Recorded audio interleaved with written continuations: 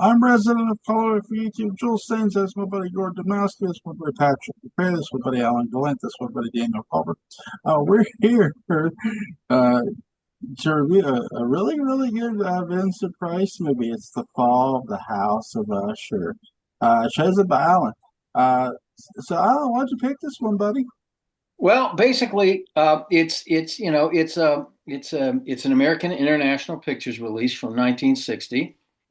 Roger Corman is the director, and just a little bit of trivia from since I'm from Maine, I have to give a shout out to the late Myrna Fahey, who was born in Carmel, Maine, which is only about 6 or 7 miles from where I was born.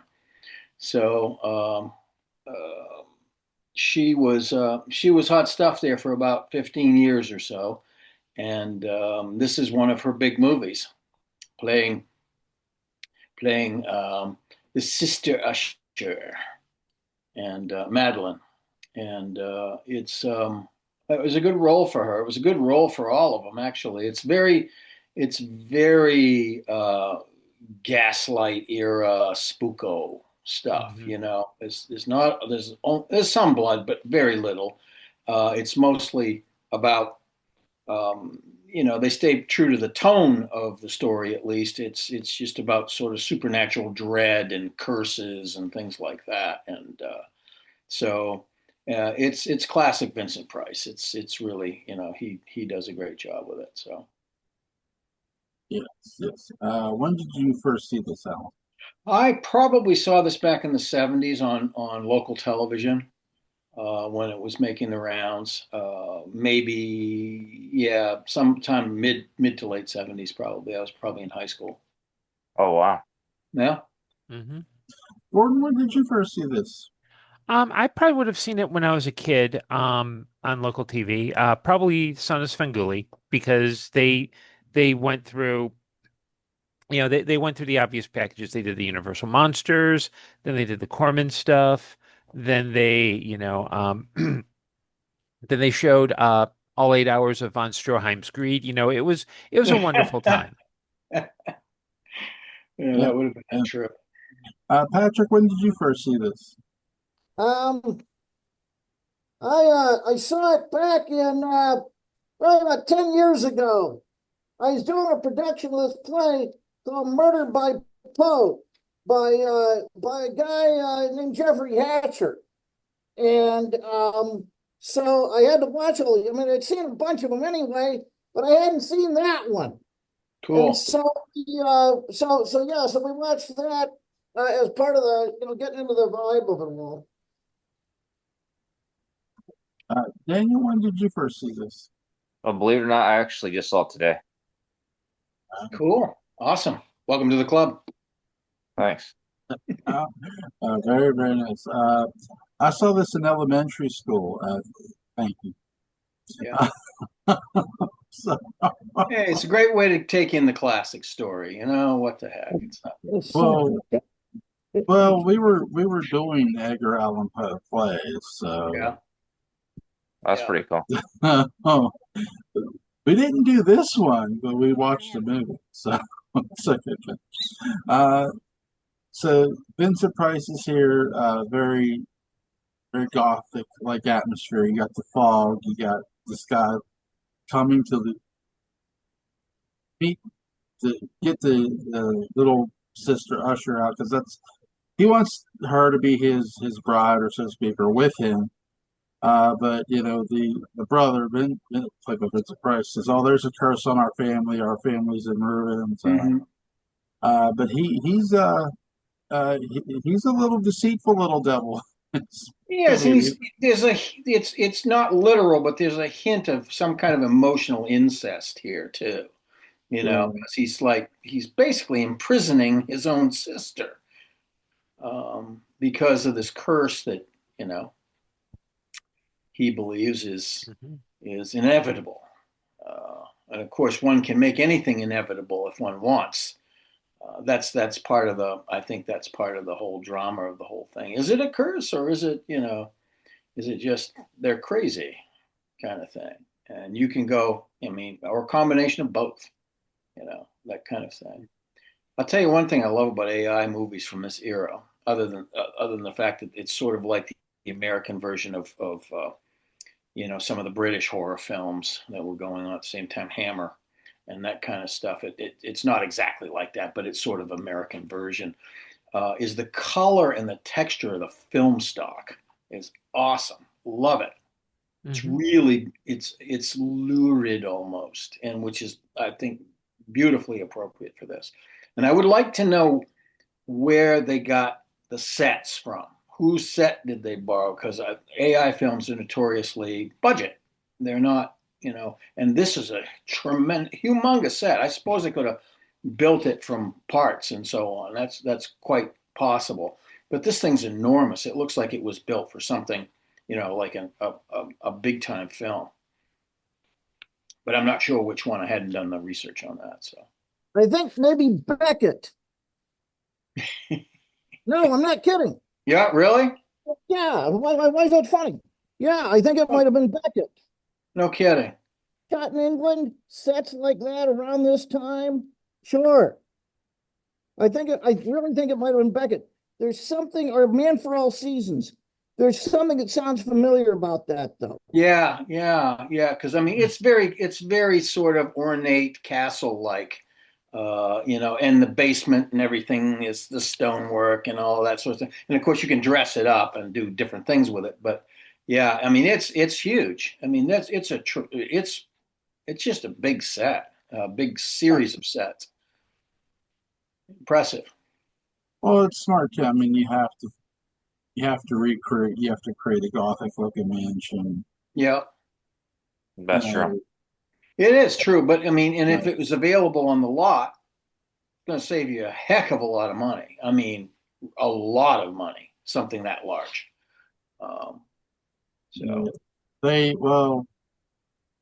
Production wise, the film was important in the history of motion pictures.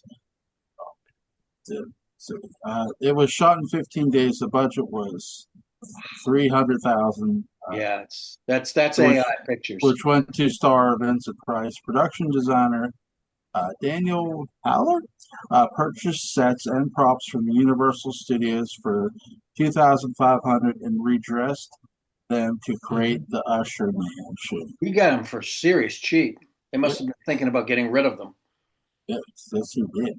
House of Usher made $1 million in the summer of 1960.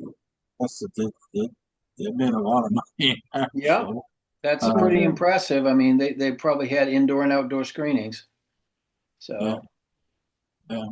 That's the thing with summer release. You have the drive-ins. You have to walk in. Yeah. That's one of the best parts about going to go see a movie. I used to love going to the drive-in back in the day. Absolutely. It's still my favorite way to see a movie. It's the whole reason why during COVID I got a truck. So I could pull it around and sit in the bed where, they got the radio sound and you got to sit in the bed. So it's like you're sitting on a big subwoofer. It was great.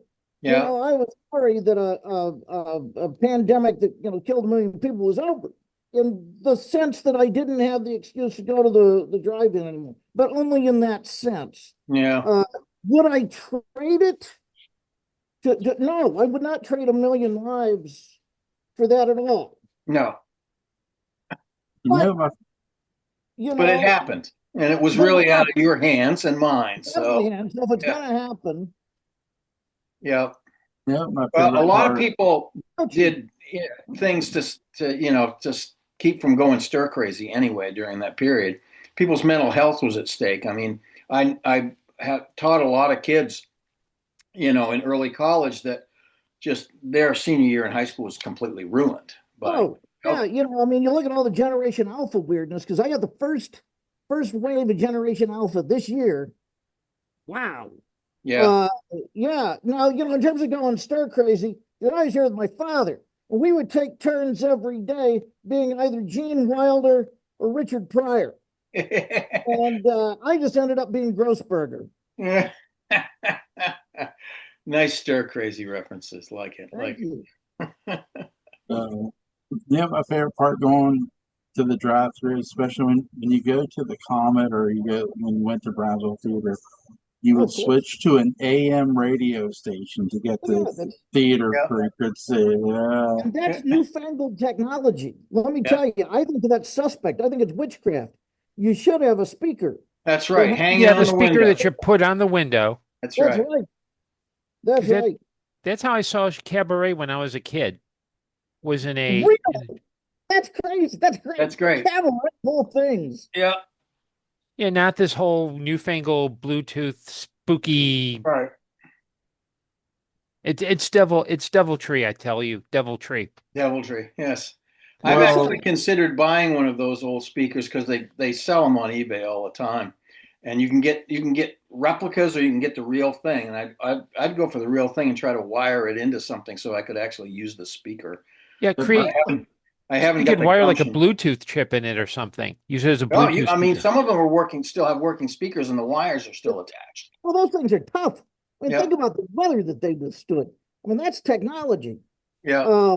I remember one of my favorite drive-in experiences was I went to see Snow White in its mid-90s re-release, early Yeah. 90s, like 93.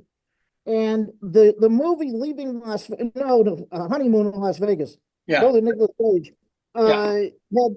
had opened the previous year. And so the Flying Elvises were actually popular. Yes. And they parachuted at the drive-in, a classic drive-in experience. This is back when they still let you grill at the drive-in. All that was great. Sure. And they had these light-up suits, and they landed, and of course, it made dust fly up from the gravel and so on. It was a very Steven Spielberg kind of late 70s, early 80s look to it, as you had these pools of light with these people. And the Elvi were giving away strips of cloth that they would have around their neck. Yeah. Scarves. Yeah. Doing this in a circle. And Yeah. there are people who are going to say, there are kids who were there who are going to say, hell no, Elvis isn't dead. I saw Elvis fall from the sky when I was a child. That's right. That's It right. was a magical moment. It is a true cinematic moment. Yes, Elvis the Descension instead of the Ascension. Yes, absolutely, absolutely. Yeah, the drive-ins used to be able to do gimmicks like that because, of course, they were an outdoor experience. So you could do all sorts of interesting gimmicks. You could have people, dressed up as characters from a horror movie and all this other stuff. It would be impossible to tell with many horror films if it were, if it was that or just some of the patrons. Yeah. Yeah, Texas Chainsaw or Toolbox Murders, take your pick. Yeah, exactly. yeah, but you Depending have to on be the careful drive-in. because if you chose to, like, say, avoid the restroom and go to the woods to take a whiz, you might end up whizzing on an electric fence. And I can say from personal experience, not the That's not smartest fun. idea. Have No. you done that? It does smart though. Oh my God. Daniel, Yep. have you done that? No. You should, before the night is through, Yeah. you will purposefully urinate on a live electric wire. Make sure it's low voltage. That makes sense. Joel Yeah. will comment. He will film it and add commentary. Clear from Pennsylvania. Which will be some choice words. Oh my God. Oh my So God. people have Yeah, really done and that. then Joel, he'll not only comment on that, he'll do like the follow-up comment to the video. Right? That's the Pennsylvania polka. Mhm. Oh my God. Well, the theaters here are actually showing old horror movies, like Brownsville showing Dementia Oh, yeah. 13. This is the month. So they're showing all sorts of old horror Yeah. for the drive-through, so they don't have to necessarily close for the season yet. But they'll be closing after this. Yeah. So You get to a point where the snow starts spitting. That's usually time to. it's getting cold enough to Yeah. probably. No, we had in Tennessee an amazing innovation where it was the only one in the country. It's a true story, and this was very recent. It was a drive-in with the same sort of electrical screens that they have at the cricket games and rugby and the other sporting matches that go on in the hinterlands. And whatever they call, what do they call those? The Scantrons, the Jumbotrons? Something like that. Jumbotron, I think. Yeah. So they could start the show very early. They and I think they could even do stuff during the day. Oh, yeah. easily. I mean, it was really something else. So, and it got closed because developers, the people put in Wanted condos that land nearby, parcel. and Yeah. they willingly moved in, and then bitched and moaned about the noise, and it's like you asshole. Thanks a lot. Seriously. Yeah, Yeah. a lot of drive-ins went that way because of developers. Absolutely. Large tracts of land, and they just salivate over the damn stuff. So Yeah. Uh, Here's a question for you guys. When did Roger Corman decide he was going to do Edgar Allan Poe?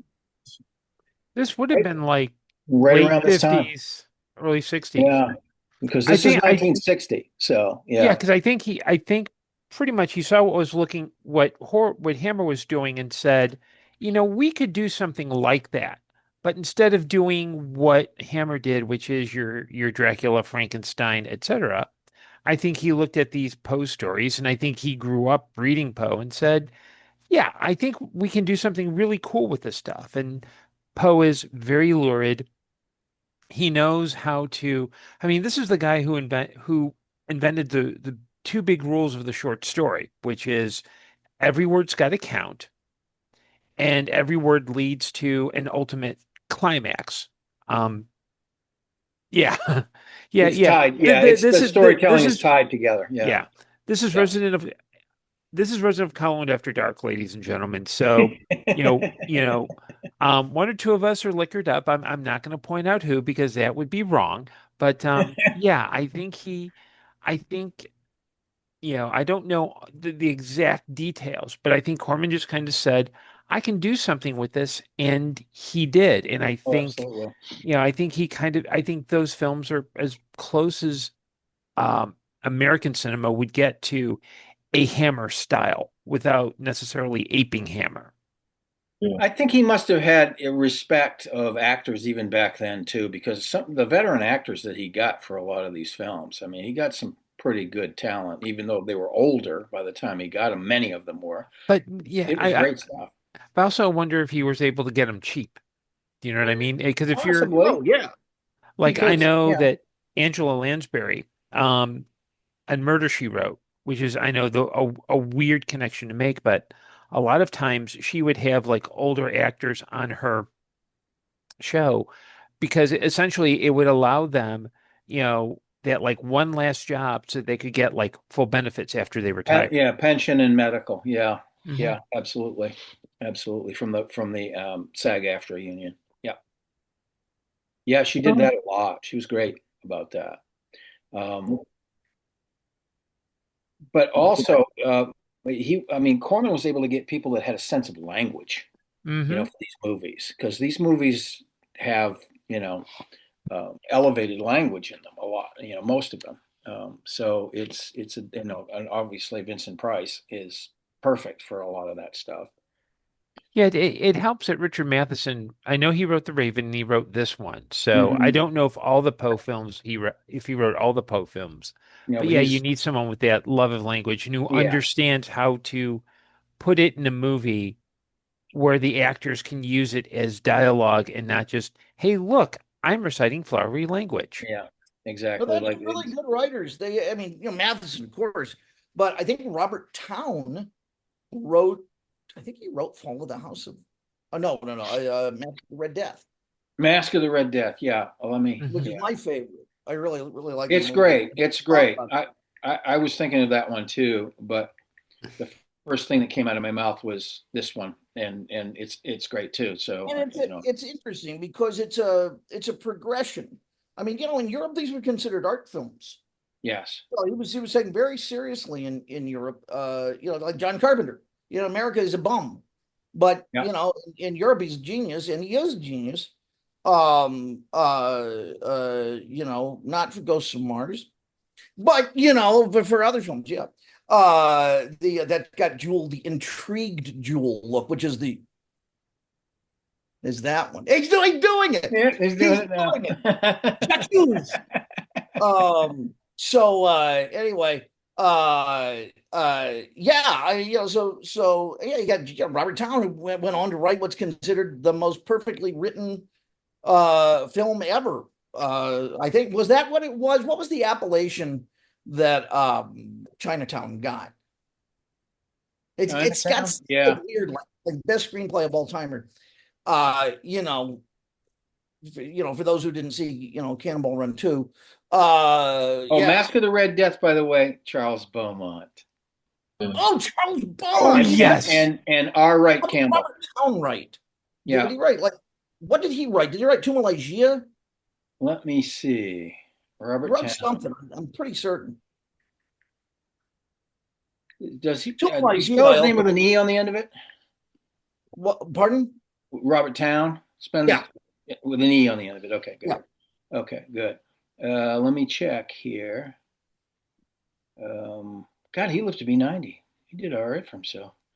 Yeah, Tomb of Lygia. Yeah. That's He wonderful. wrote that one. Yeah. That Witchfinder General. He also he did Shampoo and The Last Detail. Yeah. Gates of Thunder, The Firm, awesome movie. And the first 2 installments of Mission Impossible franchise. Well, that explains something. Yeah, he also did Personal Best. Here, Robert. Yeah, and Tequila Sunrise. Yeah, man, Robert. quite a resume. And yes, Chinatown. Yeah, pretty huge resume. Yes. Personal Best is good to be a certain age in the early 80s. Yes, isn't it though? Thrills, titillations. Formative film. What's some of you guys' favorite scenes in this movie, Gordon? I'd say the dream sequence. That's pretty cool. They did a lot with a little in that sequence. They did. Cinematographer knew what he was doing. The camera guy also. They knew what. I agree. It was great. Yeah.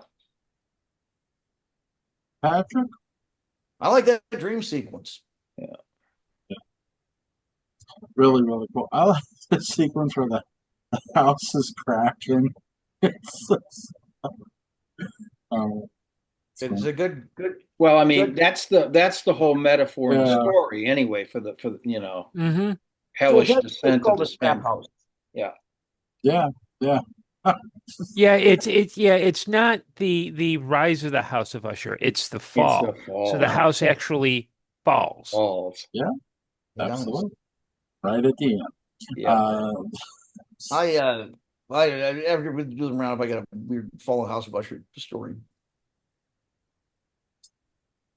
So my favorite scenes are probably when, from the point at which he locks his own sister in the coffin, and then she goes mad. And this is where I get to the whole part. Is this really a curse, or is it a self-fulfilling prophecy? Because he's doing crazy ass stuff here. I mean, he's doing abusive stuff right from the beginning. He's holding his sister hostage. Alan, listening to your show for a couple of years. Alan, what the hell? Introduced to me shortly after we got married. I don't. Silence. When you say he's doing crazy ass stuff, is crazy ass with a hyphen or is it with a comma? It's with a hyphen. Okay, good. Otherwise, it's a different kind of movie, or it's the private life of Vincent Price. The kids say that punctuation is passive aggression. No, I think it's hilarity. It can be, absolutely. It's the party starts when Lynn Truss leaves. And Strunk and White arrive, right? I tell you, my favorite performance in these play movies is Barbara Steele in The Pit and Pen. That's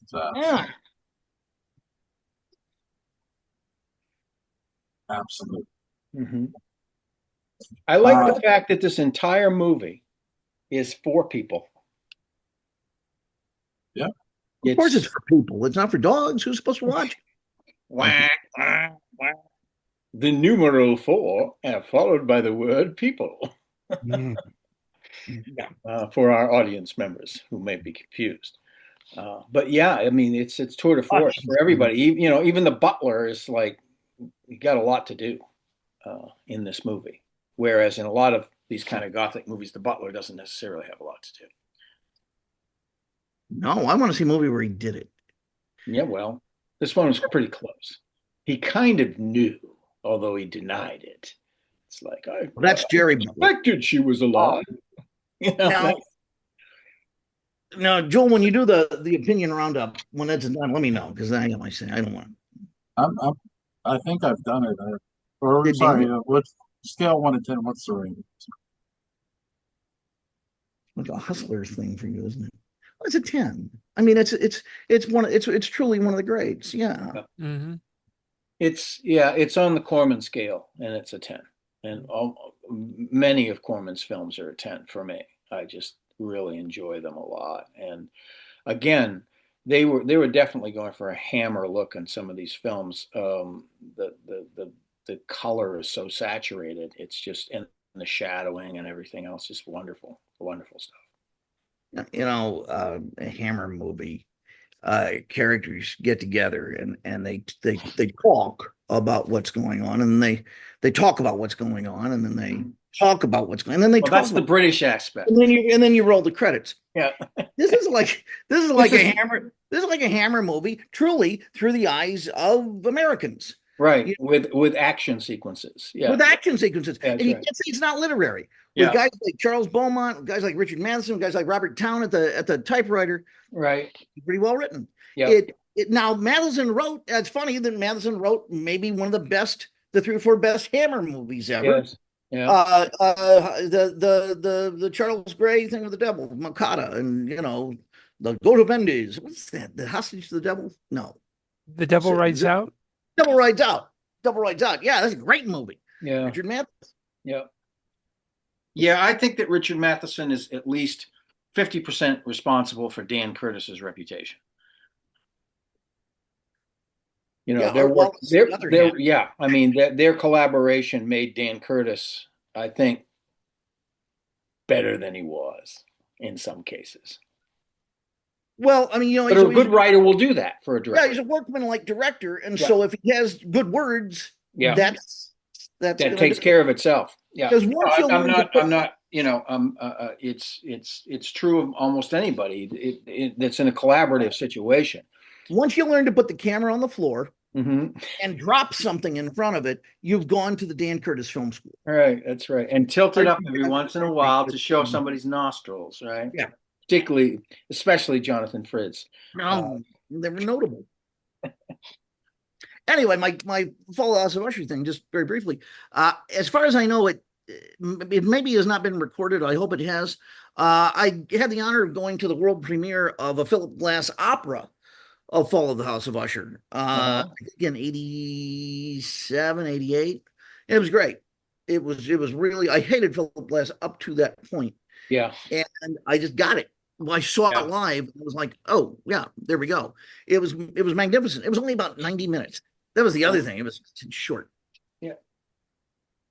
Yeah, palatable for opera instead of being 3.5 hours. 1.5 hours is good. Are you sure you didn't see the Cliff Note opera, the opera Cliff Note version of the full opera? It felt, it was brief enough compared to other operas. It felt like it, but I think opera, for all of its bombast, is 90 minutes.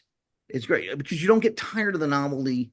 It does its thing. It impresses you, and then you go to the lobby. I will say one thing. I would love someday for us to review one of Peter Sellers' filmed operas. He's got a couple of really good ones. La Boheme. Yeah. Which one would you want to either La Boheme or Don Giovanni? Either one. Yeah, I'd be happy to. I did a bunch of undergrad projects on him. Yeah. SELLARS. We did. Yeah, I was about to say I would love to see a Peter Sellers opera. Every time it is part of the ritual, and I don't get tired of it. Every time Peter Sellers comes up, the director, you got to do the what? Yeah, right. The World of Henry Orient. That's right. That's right. Ironically, I've always wanted to do on the show a discussion of the HBO film The Life and Death of Peter Sellers. Oh, I'd be happy to. That's a great. Alan and I did a few Peter Yeah. Sellers things a little about a year ago. Yeah, you can find a copy on YouTube. You can. It's great. It's a great movie. Jeffrey Yeah, Rush. so that's something to put on the later list for maybe Yeah. November or something. Yeah. Is there anything anybody wants to say before we go? We want to thank you, Jim, for doing this. Yeah. Yeah. Well, Cool. And what do we Gordon, want what's to do? your schedule look like tomorrow? I'm good tomorrow. Okay, I think it's Daniel's turn. Okay. Makes sense. Oh yeah, we should. The next one we should do is Tusk, because and it's on Tubi, so we can do. Yeah. Let's do it. Where now is it available? Easily. Yeah, it's on Tubi. Great. Yeah. That's a weird. I had no idea what I was walking into when I saw that movie. Who here has seen it? That was my reaction to Dr. Giggles. I had no idea what I was walking into. Who here has seen Tusk? Like Daniel, obviously. I have not. No, Gordon, I've seen Dr. Giggles. We're talking Tusk now. Gordon, have you seen it? No, I have not. It's a very interesting movie. There's a performance in it. The older actor, I really want to learn more about. He really gives a really interesting performance in the film. Link to Gordon Dymowski's Amazon pages. Website's going to be in the description box. Link to Patrick McCray's Dark Shadows Day Book and Bound is going to be in the description box. Link to Alan Gallant's YouTube channel. Collins Porch After Dark is going to be in the description box. Link to Daniel Culver's YouTube channel. Magic Dove is going to be in the description box. Folks, have a good night. Be safe. Good night, all. Yeah.